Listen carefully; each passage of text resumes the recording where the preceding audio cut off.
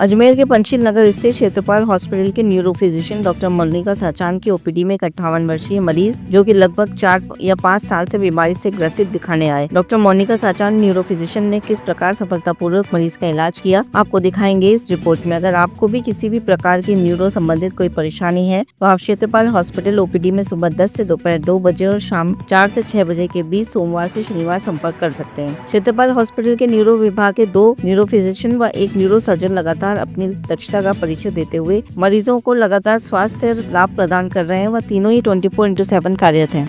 मैं डॉक्टर मोनिका सचान हूँ। मैं यहाँ पर क्षेत्रपाल हॉस्पिटल में लगभग 6 वर्ष से न्यूरो फिजिशियन के पद पर कार्यरत हूँ। आज मैं आपको एक पेशेंट से मिलवाना चाहती हूँ जिसके सिम्टम्स तो इन्होंने ऑलरेडी बता दिए हैं, लेकिन शॉर्ट में मैं आपको इनकी बीमारी के बारे में बता देना चाहती हूँ। इनके सिम्टम्स थे वो लगभग 2021 से चालू हो गए थे, तो लगभग 4 या 5 साल से ये इस बीमारी से ग्रसित थे। इसमें इनको मेनली चक्कर आते थे और चलने में थोड़ा सा इनको बैलेंसिंग इश्यूज था, चलने में लड़खड़ाते थे। इसके अलावा और भी बहुत सारे मल्टीपल इश्यूज थे जो कि इन्होंने बता दिए हैं। फिर इसके बाद हमने इनका एमआरआई कराया। एमआरआई में इनका एक्चुअली ब्रेन में इनका रिपीट एमआरआई कराया। वैसे पहले ऑलरेडी कई एमआरआई करा चुके थे, लेकिन फिर भी हमें डाउट हो रहा था डायग्नोसिस को लेके, तो फिर हमने इनका एमआरआई कराया। तो उसमें जो दिमाग का पीछे का हिस्सा होता है सेरेबेलम, तो वो इनका श्रिंक कर रहा है। तो उसी सेरेबेलम में श्रिंक करने की वजह से, एट्रोफी की वजह से इनको चलने में इशू आ रहे थे। फिर बाद में हमने इनका और वर्कअप किया और फाइनली आज इनकी डायग्नोसिस बन गई है और उससे रिलेटेड इनका ट्रीटमेंट भी स्टार्ट हो चुका है।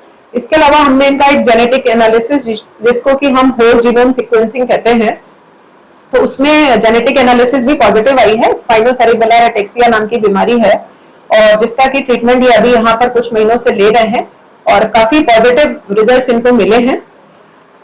तो मैं आपको यही बोलना चाहूंगी, अगर ऐसा कुछ भी इशू है तो आप एक बार प्रॉपर उस चीज का डायग्नोसिस बनाएं और प्रॉपर कंसल्ट करें। यहाँ पर मेरा जो ओपीडी टाइमिंग है वो 10 से 2 और इवनिंग में 4 से 6 है। धन्यवाद। मैं बसंत कुमार सेठी, निवासी फैसागर रोड, अजमेर का रहने वाला हूँ। मेरी कुछ समस्याएं थी। 2021 में अचानक से मुझे चक्कर आने लगे और मेरी चाल डिसबैलेंस हो गई। मैं काफी परेशान रहा। मैंने 6 महीने तक अजमेर में सभी वरिष्ठ डॉक्टरों का, neuro physician, orthopaedic and physician, सभी लोगों को मैंने दिखाया। 6 महीने तक मैंने अजमेर में ट्रीटमेंट लिया, बट मेरी 6 महीने के बाद ये स्थिति हो गई, मेरे भूख बंद हो गई, मेरा चलना बंद हो गया। उपरांत किसी ने सजेशन किया या मेरे भी दिमाग में आया कि यहाँ से आपको प्रस्थान करके इलाज के लिए जयपुर जाना होगा। उसके बाद मैं जयपुर के सबसे सीनियर डॉक्टर्स, मैं नाम नहीं बताऊंगा, जिसका 6 महीने पहले नंबर नहीं आता है, मैंने बहुत वरिष्ठ व्यक्ति की मदद लेकर के उनसे टाइम लिया, उनको जाकर के मैंने दिखाया कि मेरे को, मैं चल नहीं सकता, मुझे चक्कर आते हैं और जैसे चलता हूं तो पूरी दीवारें हिलती है, आंगन हिलता है, प्लस मेरी नजर कम होने लगी है। मेरी धीरे धीरे नजर भी कम हो गई, मुझे सामने वाला व्यक्ति पूरा दिखता नहीं था। उसके बाद उन्होंने मुझे बिठा करके हॉस्पिटल में 3 घंटे तक मेरी हिस्ट्री पूछी, मेरा पूरा जीवन पूछा, मेरे परिवार के लिए पूछा, परंतु कुछ नहीं हुआ। मैंने वहां की 3 महीने तक मेडिसिन दी, मेरी हालत बिगड़ती चली गई। उसके बाद किसी ने कहा आंखों के डॉक्टर को दिखाओ, तो मैंने वरिष्ठ आंखों के डॉक्टर को दिखाया। हिंदुस्तान के सबसे टॉप डॉक्टर, जो कि मैं बता नहीं पाऊंगा, जो आज की तारीख में सबसे सर्वश्रेष्ठ नेता है देश के, उनका इलाज करता है, उनके पास जाकर के मैंने मेरी आंखें चेक करवाई, तो उन्होंने मुझे बताया आपको ग्लूकोमा की प्रॉब्लम है।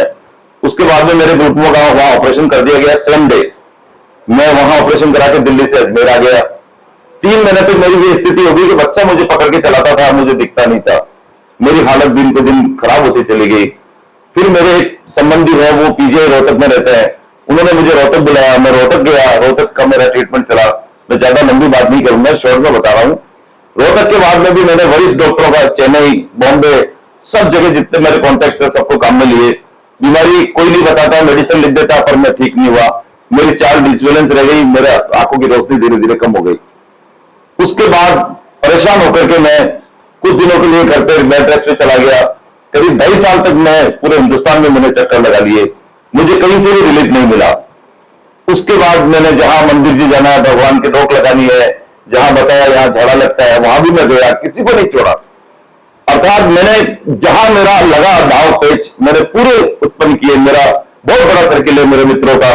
कोई मित्र बेचारा, एक संजय जी सेजरा करके मेरे मित्र हैं, अजमेर में रहते हैं, वो मुझे 2 साल तक अपनी गाड़ी में लेकर के मेरा मन बहलाने के लिए घुमाते रहे कि मेरा दोस्त जल्दी ठीक हो जाए। कई जगह उन्होंने मेरे लिए दुआ की, कई उन्होंने सत्संग कराए, कई प्रार्थनाएं की, परंतु मेरे लिए एक बहुत अच्छा दिन आया कि किसी ने कुछ बताया। उसके बाद बीच में मेरे साथ एक अपॉर्चुनिटी हो गई, मेरी वाइफ की डेथ हो गई। उससे मैं बहुत परेशान रहा, मैंने जैसे तैसे करके वो दिन निकाले। फिर अचानक एक ऐसा व्यक्ति मुझे मिला, उन्होंने मेरे को शॉर्ट में ही बता रहा हूं कि डॉक्टर क्षेत्रपाल हॉस्पिटल में दिखाने की राय दी और डॉक्टर मोनिका सचान मैम के लिए मुझे कहा कि बसंत जी एक बार आप उनको दिखाओ और वापस रिपीट से आपकी जो भी परेशानी है मैडम को बताइएगा। उसके बाद मैं मैम से मिला। पहली बार में मुझे ऐसा लगा कि मैम मुझे ठीक कर देगी। पता नहीं क्यों मैम की इतनी पॉजिटिव सोच थी कि जो क्वेश्चन मेरे से पुटअप किए वो बिल्कुल एक्यूरेट क्वेश्चन पुटअप किए कि आपको ये प्रॉब्लम है और इसका इलाज होगा। रिपीट मेरी एक एमआरआई कराई, जिसके पहले मैं सारी एमआरआई 3-3 बार करा चुका था। कई डॉक्टर ने मेरे पहले की एमआरआई देखी पर वो मेरी बीमारी नहीं पकड़ पाए कि इस एमआरआई में क्या प्रॉब्लम है। मैम ने एमआरआई कराने के पहले मुझे बता दिया कि आपकी ये प्रॉब्लम निकलेगी, बसंत जी आप रिपीट एमआरआई कराइए। मैंने हाथों हाथ यहाँ क्षेत्रपाल हॉस्पिटल में एमआरआई कराई। मुझे बहुत प्यार से मेरी एमआरआई की गई। उसके बाद में मैम ने उस एमआरआई की रिपोर्ट को बहुत अच्छे से देखी। बोले बसंत जी जो प्रॉब्लम मैंने बताई वो प्रॉब्लम आपकी आई है, आप बिल्कुल ठीक हो जाओगे। मुझे कॉन्फिडेंस उत्पन्न कर दिया मैडम ने और उसके बाद में मैंने यहाँ का ट्रीटमेंट चालू किया। मुझे आज करीब 2.5 से 3 महीने हो गए। मैं यहाँ आने के बाद मुझे 50% से ज्यादा रिलीफ है और मेरे पहले ऐसा लगा भगवान मेरा जीवन खत्म हो चुका है, मुझे तेरे पास बुला ले, मुझे अब कोई तकलीफ नहीं, जी चुका। परंतु अब मेरी जीने की चाह हो गई कि मैं ठीक हो रहा हूं तो मैं लोगों के लिए कुछ कर सकूं, मेरे प्रदेश के लिए कुछ कर सकूं, क्योंकि मैं पार्टी से भी बिलोंग करता हूं। मेरे मन में एक अजीब तरह का कॉन्फिडेंस पैदा हो गया। मैं आज से ऐसा लगने लगा मुझे, मेरी आज एक जांच और होकर आई है जो मैडम ने मुझे कहा कि ये थोड़ी कॉस्टली है, तो वो भी मैंने करवाई। 27,000 रुपए मेरे जांच के लगे। उसकी भी रिपोर्ट मैडम ने आज देखी है। देख के जो मैम के दिमाग में थी वही एक प्रश्न आया और उसी का उत्तर मैम को मेरी जांच में मिला। आज मेरा वहां पर ट्रीटमेंट लिखा।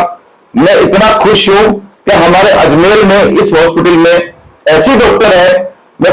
मैं सभी प्रदेशवासियों से निवेदन करता हूं राजस्थान के कि कभी कोई तकलीफ हो तो एक बार आप डॉक्टर मोनिका सचान मैम से क्षेत्रपाल मल्टी स्पेशलिटी हॉस्पिटल में अजमेर आकर जरूर संपर्क करें।